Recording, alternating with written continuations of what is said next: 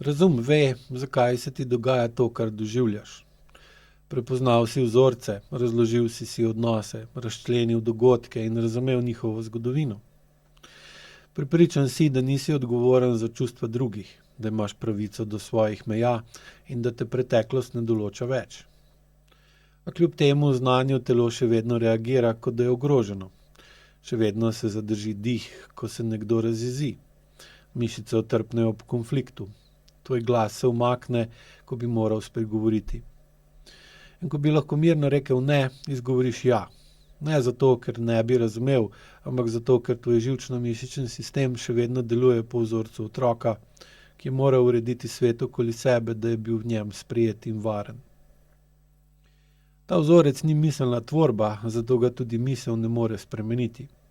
Ustvarila se je v telesu in tam tudi ostaja, dokler ga ne začnemo zaznavati drugače. Ajko metoda ne išče nove razlage. Ustvarja pogoje, v katerih se počasi začneš vračati v stik z občutkom. Skozi gibanje, zaznavo in dihanje se zgrazdi nova pot iz napetosti v sprostitev, iz razlage v občutenje.